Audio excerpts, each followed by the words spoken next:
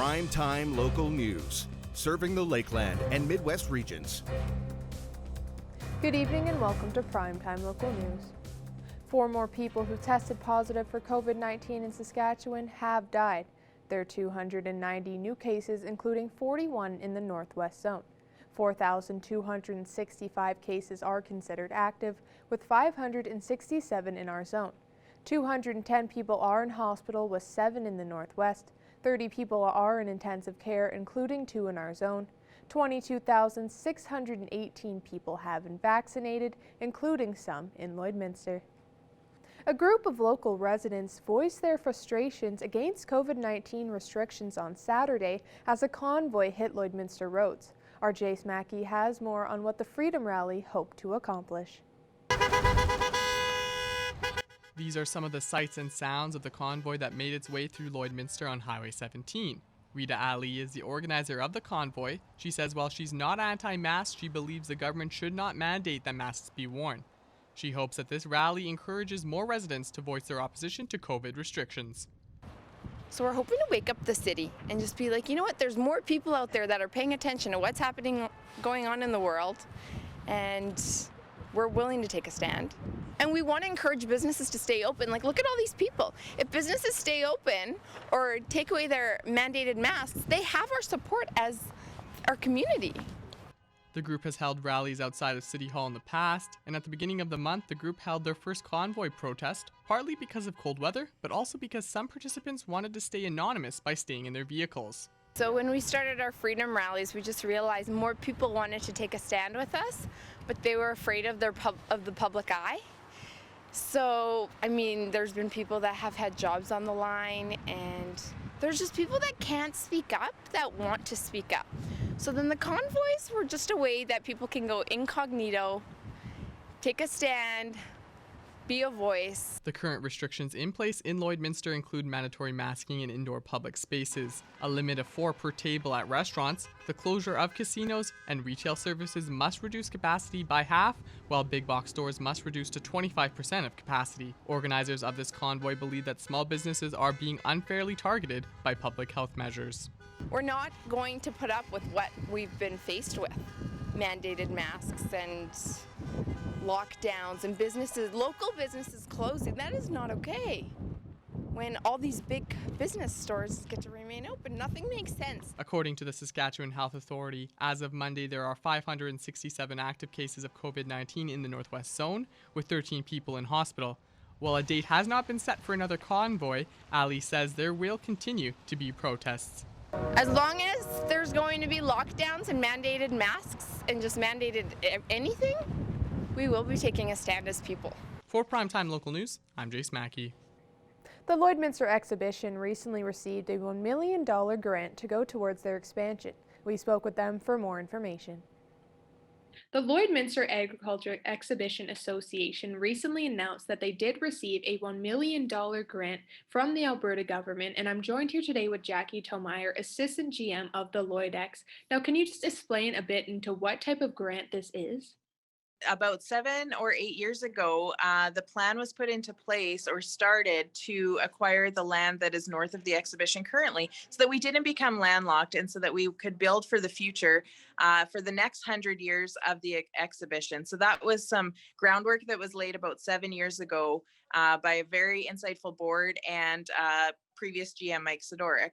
And surprisingly to all of us, it was kind of a pie in the sky idea. And it came to fruition about 2 weeks ago when we got the letter that we'd been approved for the $1 million grant. And what was the process like working with the government for this grant?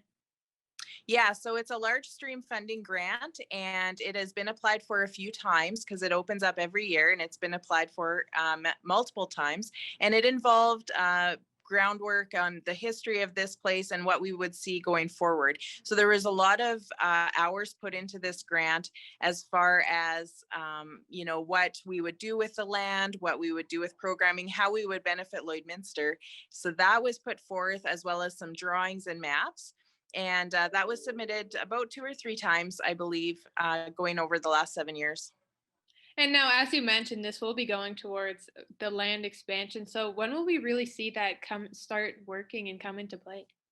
Well, currently not anytime soon, as currently this doesn't help us in operations. This is completely just for the purchase of the land. So current financial situation of Lloydx is still that we are still trying to just stay alive and stay open and through the COVID crisis. So we are still campaigning for that. This will just secure our future. We have great confidence that we are still going to be here, and we do have some great plans in the works for the future as far as maybe a new event center, maybe a riding arena. There's lots of ideas that are being thrown around the board table. So those will be down the road, though. Currently, we just, we have to focus on the day to day and make sure that we are here for when we can develop that land and look to the future and give Lloydminster even more services and some fun times and great experiences. And as you mentioned, with the year that 2020 was, and that with the financial troubles for almost everybody, how can people around Lloydminster help the Lloydx? Well, right now we're running a cool campaign. So we are asking people to donate $100 and challenge your friends, your coworkers, your business people that you're in business with to also donate $100. And if we can get 1,000 people or businesses or groups to donate $100 each, that will go a long way to sustain us for the next few months. I am very optimistic that the next 6 months from now, we will see a very different outlook and we'll all be working our way back to being together again. And we just need a little bit of help in this interim. I'm super proud of our board and our team for what they've done so far through this whole pandemic and how we've been able to operate. And we're certainly thankful for Lloydminster for the support that we have gotten to date. And we're just asking for a little bit more. Thank you so much for joining us today, Jackie. Thank you, Jasmine. A heartbreaking story from a Northwest Calgary community. A young disabled man was neglected to the point he only weighed 43 pounds when paramedics found him. The victim's parents are now facing charges for not providing him necessary care and basic needs. CTV's Kathy Lee has the story. Inside this Calgary home, for months, maybe even years, a 27-year-old man living with his parents lay suffering in his bed. An adult in age, but with the mental capacity of a child. By the time paramedics arrived in late October, he weighed just 43 pounds. That's a horrible thing, like knowing that happens, and it's their son. It shocked me, like I don't have words for that. It's really heartbreaking as a mom. Police say it was a healthcare worker who reported the man's condition. His parents, 52-year-old Jonathan Grunwald and 47-year-old Melinda Phillips, are now charged with failing to provide the necessaries of life and negligence causing bodily harm. It breaks my heart to know that he was possibly just left there in that condition. Brittany Jowett says she was close to the family when she was a child and remembers seeing the young man left in his bedroom with little to no interaction with his 4 siblings. I never saw him outside of that bedroom or having any kind of real human connection or contact. That's what kind of leads me to believe that maybe it isn't as shocking as I would like to think. Adults with disabilities who already face daunting challenges are routinely overlooked, say disability advocates, making them particularly vulnerable. There aren't resources and other adults in that individual's life being able to see them on a regular basis and take notice or observe behaviors or conditions. A family friend tells CTV News she received a text message in October from a family member in the home reporting that the young man had pneumonia. Tonight, he is recovering in a long-term care facility. Now we're Jace Mackey. We'll take a look at your weather forecast.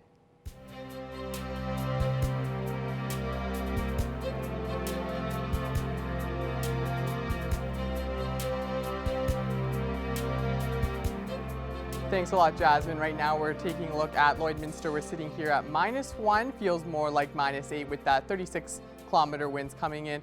As we take a look at the numbers across the provinces right now, Cold Lake is sitting at -2. We're sitting at +2 in Athabasca and Edson, 3 degrees in Whitecourt, Jasper, and in Rocky Mountain House, and 2 degrees in Red Deer. Here in Lloydminster, we're sitting at -1, same as North Battleford, We're looking at -3 in Meadow Lake, -8 in Prince Albert, -9 in Melfort, and 0 degrees in Saskatoon. As we take a look at North Battleford, currently sitting at -1 overnight tonight, it's going to be turning to -12, and then things warm up in the morning as we go to -3 in North Battleford. Taking a look at Cold Lake, overcast tonight and 10 degrees. Things will warm up in the morning, and we'll be looking more at 0 degrees in Cold Lake. And then here in Lloydminster, currently sitting at -1, as I mentioned earlier. Overnight tonight, things are going to, cloud covers will come in. There's a chance of snow tonight, and we'll be sitting at -16. It'll warm up slightly, but stay pretty much the same, and we'll be looking at -15 tomorrow in Lloydminster. As we take a look at the next 3 days here in Lloydminster, Tuesday, there's a high of -2, sorry, and low of -10. Looking at Wednesday, there's partly sunny, partly cloudy, high of -4, low of -8. And Thursday, we're going to be looking at partly cloudy, partly sunny again, high of -13 and a low of -14. Wind chills on that day are going to be -26, so that's going to be a lot colder. That's a look at your first weather. We'll have more news after the break.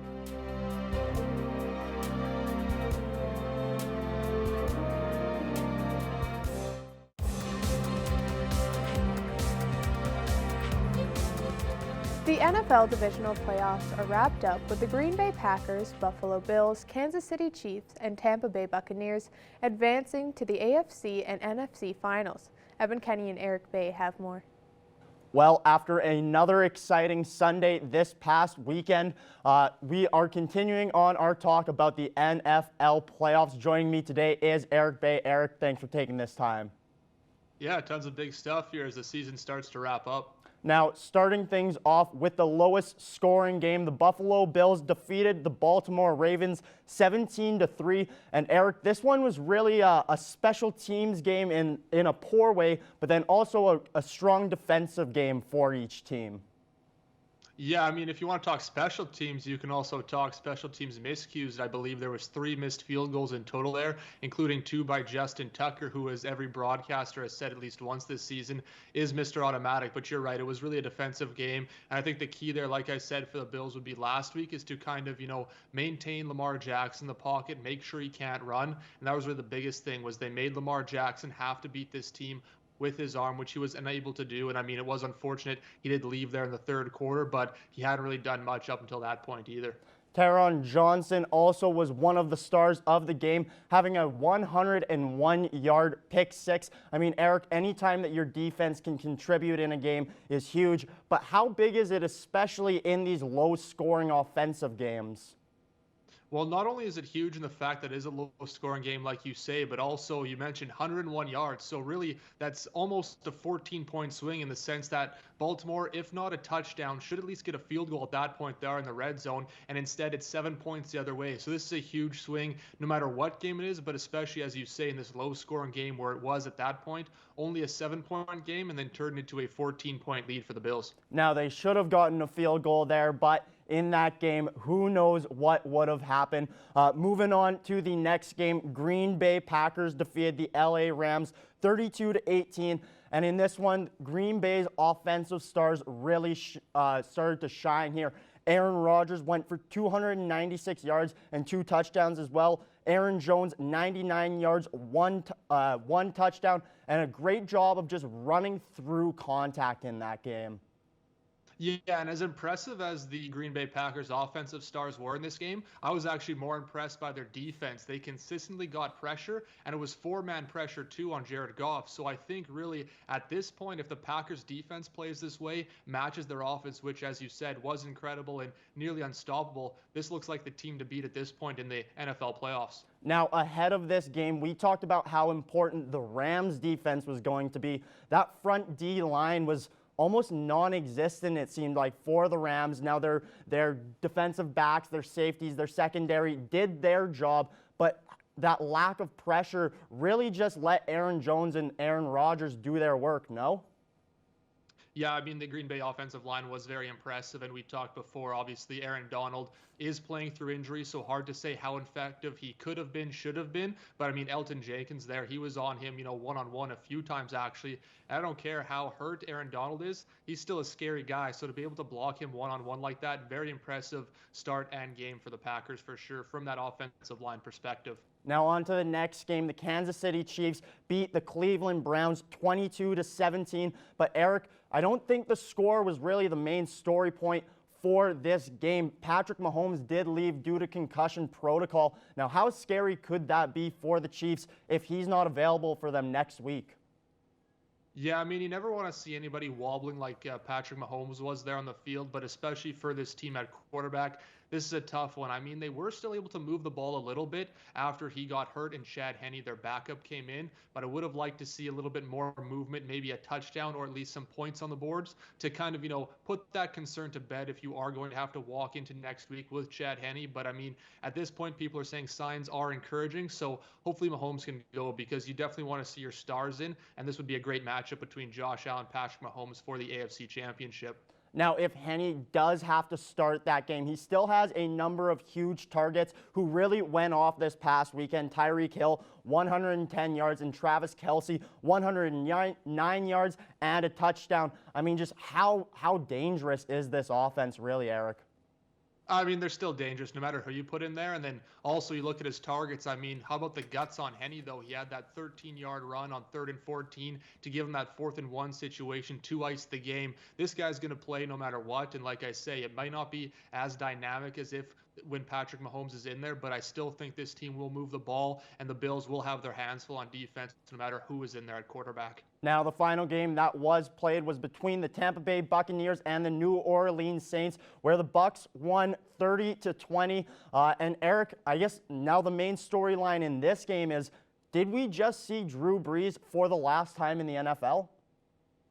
Yeah, and I mean, who knows, right? It's hard to say until they officially give the word, but if it is, it's kind of a tough way to go out. I mean, this game was obviously hyped and billed as TB12 versus Drew Brees, and really on the offensive side for both teams, it was pretty lackluster. I mean, 2 field goals set up for the Saints by some great Deontay Harris punt returns, and then most, if not all of the Buccaneers' points came off of 3 turnovers that gave them amazing field position. So this was really a defensive game. But like you say, if this is Drew Brees' last game, a tough note to go out on. But I mean, a great career overall. And again, you can't really fault the guy for one bad performance. The Buccaneers have made it this far for the first time since 2002 when they did win the Super Bowl. Okay, Eric, it should be an exciting next weekend. Thanks for taking this time. Yeah, like you say, looking like an exciting championship weekend. Now our Jace Mackey will take a look at your weather forecast.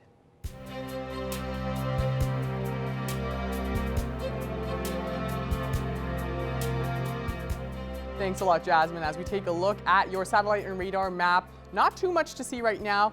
Later tonight, there is a chance of some scattered showers or some flurries coming in from Cold Lake. There's a 60% chance up in Cold Lake tonight, but that'll clear by the time you wake up in the morning. As we take a look at temperatures right now across Alberta, -1 in Lac La Biche, St. Paul, and in Marwayne. Cold Lake is sitting at -2. 1 degrees in Bonnyville and 1 degrees also in Vegreville, Vermilion, Wainwright, and Provost, and Edmonton sitting at 3 degrees. As we take a look at the Saskatchewan side right now, -8 up at Alacross and 4 degrees in Green Lake, -2 in Pierceland, -3 in Meadow Lake and St. Walburg, Maidstone as well sitting at -3. Here in Lloydminster, we're sitting at -2, -1 in North Battleford, and 2 degrees in Macklin. Your day tomorrow up in the daytime high is going to be 0 degrees in Alacross, -2 in Green Lake, Meadow Lake, St. Walburg, -3 for the daytime high in Maidstone, North Battleford, -1 for the daytime high in Macklin, and -2 here in Lloydminster. As we take a look back in Alberta tomorrow, 3 degrees for the daytime high up in Lac La Biche, 0 degrees in Cold Lake, -1 in Bonnyville, 1 degrees in St. Paul, 0 in Vegreville, Vermilion, and down in Provost. And Wainwright's going to be sitting at +1 for the daytime high tomorrow. As we take a look overnight at the temperatures across the region, overcast is the theme for all these areas. -15 is what we're going to be feeling overnight in Meadow Lake, -17 Alacross, -9 in Pierceland. Bonnyville is going to be sitting at -10, as well as in Paradise Hill. Unity is -12. Provost sitting at -11. Miriam is at -13 and -12 in Wainwright. As we take a look at the national forecast, +7 in Vancouver, 3 degrees in Edmonton, Regina sitting at -1, -20 in Winnipeg, 0 degrees in Toronto, Quebec City is sitting at -8, St. John's and Halifax are at 2 degrees, and up north in Iqaluit -6 and -15. In Yellowknife and in Whitehorse they're sitting at 0 degrees. As we take a look at the next 7 days here in Lloydminster, tomorrow is going to be a cloudy day with a high of -2. -10 is the low for tomorrow. As we take a look at Wednesday and Thursday, they're going to be partly cloudy and partly sunny. -4 for the high on Wednesday. Things start to cool off on Thursday as we have a daytime high of -13 with a low of -14. On Friday, there's a 76% chance of snow on Friday, and things are going to be cold again with -14 being the high and -20 being the low. Things continue throughout the weekend and the next week as being cold. -16 are the daytime highs for Saturday and Sunday, and -20 is the daytime high on Monday. That's a look at your weather forecast. We'll have more news after the break.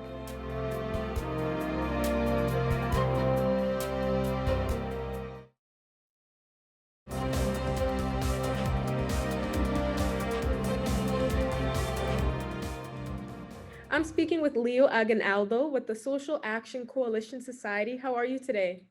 I'm very well, thank you. And you? I'm very good. So I wanted to talk with you about the coldest night of the year for 2021 that's coming up on February 20th. How has the planning process been so far for this? Oh, well, we started the planning process as soon as we actually are done with the coldest night of the year last year. The day we are done with the coldest night for a particular year, we start the planning process for the next year. And so far we have 8 teams sign up. We get several volunteers, and like last year, we are actually looking forward to raise $20,000 for the society once more for the 3 facilities we operate, namely the men's shelter, the Lloydminster Community Drop-In Center, and our transitional housing program. And have residents been helping support already this year for this coldest night of the year event? We do have several businesses who actually are pitching in and working with us as sponsors. Some clubs, some organizations, and some businesses, even individuals in town who are actually community advocates, are done signing up for this year. However, at this time, same time last year, we still don't have the numbers, and we want to get the community more involved this year. I know last year was a crazy year for everyone, having gone through the COVID pandemic and all other stuff. But, I do believe in a really high community spirit that's going on among Lloydminster residents. So I'm looking forward to having the 2021 coldest night of the year in full blast. And can you expand on what's all different for the coldest night of the year for this year compared to last year? But that's a really good question because of the pandemic situation we have. So we are really strictly following all the health and safety protocols that actually are imposed by both the City of Lloyd and the government of Saskatchewan. And we are doing the walk this year in person and virtually. So if you are a family of 5 and you want to, register a team to walk, you don't have to come and show in the in-person walk-in part of the event. You can actually just sign up your team, do your donations or fundraisings online, and walk around your block or maybe on your backyard on the treadmill. Make sure to take a video of what you are doing and then share it on social media so we know what you guys are up to. Use the hashtag CNOY, that's CNOY 2021. Okay. And how can people support this right now before February 20th comes up to help, with you guys with the coldest night of the year? So we have teams that registered to walk this year. What people can do is actually go online at cnoy.org, and they have several options to help. They can sign in as a volunteer for the event. So we will be needing volunteers for the event for sure. They can actually as well sign up as a sponsor. They can be monetary sponsor or goods and services sponsor.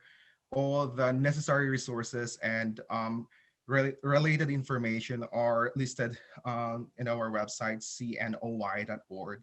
And they can build up a team of walkers and do it in person or virtually at home or around their neighborhood.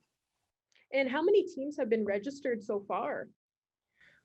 We got 8 actually. Last year we have 60 walkers and 15 teams. So we have I think 36 days left to before the event. So I'm really working at my end to up the numbers so we could have a really good turnout this year. And I know that Lloydminster as a community, as a generous community, won't let us down for sure. And is there anything else you want to add for residents to know about for the coldest night of the year this year? If you are an individual and a community advocate, a club, a sports club, an organization, a business, local business, and would like to participate in the Coldest Night of the Year campaign this year, our number to call is 306-825-3977. And you can, that's our office number actually. You can actually get a hold of one of our staff or our executive director, Valerie Lazicki, and you will get information you need to be able to participate in this year's called the Night of the Year event.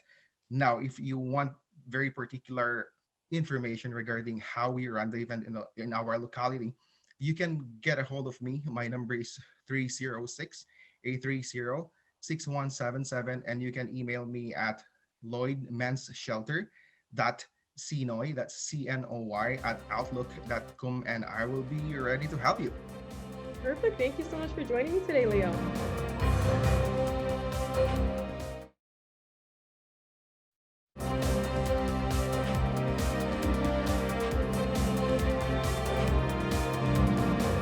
So today I'm joined by Lori Haygarth, who's a teacher at Grace United Play School. Thanks for being with me today, Lori. Yeah, thank you very much for asking me.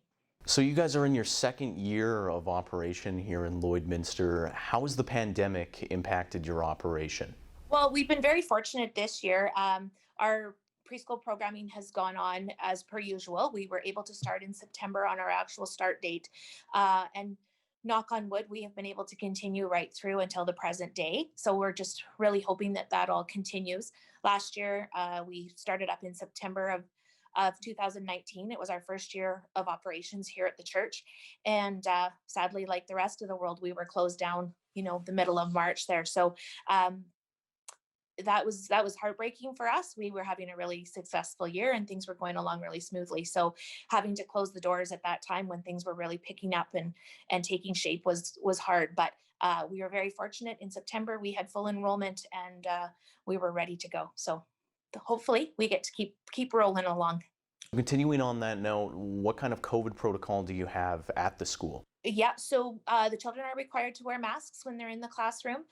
We follow the same guidelines that Sask Health has set out for all of the schools, as well as we are governed by Alberta licensing. So we follow all of the guidelines set out by Alberta licensing as well. So definitely a lot of cleaning protocol, a lot of extras in that regard. We do a full clean down and a full basically bleach session, I guess, if you want to call it that, after our class is done, and make sure that all of the areas are heavily cleaned and that everything's ready to go for the next class. What kind of challenges has the school faced? One thing, I guess, if we had to have a kind of a roadblock in our year this year, it's our cohort numbers. And so for cohorts, we have to be very careful about how many kids we have in our classrooms, obviously, and how they overlap. So my advice to parents is, in case we're still in this situation when September comes in, if you are interested in registering, I would get registrations in sooner rather than later, because we will have to definitely, put a stop on our numbers depending on how our cohorts fit. So I think that there's maybe some misconception in regard to the religious background of the school. Do you have to be a member with Grace United Church to register your kids? No, not at all. Anybody, we are open to everyone between the ages of 3 and 5 years, all ages, all abilities, all backgrounds of any kind are welcome here. We don't really have a religious component to our program per se. We do follow the Fruits of the Spirit curriculum, and that curriculum is based on kindness and patience and joy and giving and caring and love. And we just feel that curriculum within itself, even though it is kind of under the umbrella of the United Church, it's a curriculum that all kids need to follow, and it's something that we believe that is good for all for all little people to be a part of. And by following that curriculum, we're hoping that we're shaping and creating little people for the future that will go out into the world and do great things. So registration for the Play School just opened recently. For parents who are interested, how can they get in touch with you? Yeah, so we did just open up our registration just this last week for the fall already, which seems a little bit surreal at this point, but the days and weeks tick by pretty quickly, so that will be here before we know it. But we do have a Facebook page, and it's Grace United Church Play School, GUC Play School. And if you go onto that Facebook page, our registration form is on there, and we are accepting for next year. And we have a variety of days and options available for parents, everything from 1 day a week to 2 days a week or 3 days a week. So we've got a lot of different options for parents. Thanks so much for being here, Lori. Have a good day. Awesome. Thank you so much for having me. Appreciate it. Thank you for joining us on Primetime Local News. Have a great night.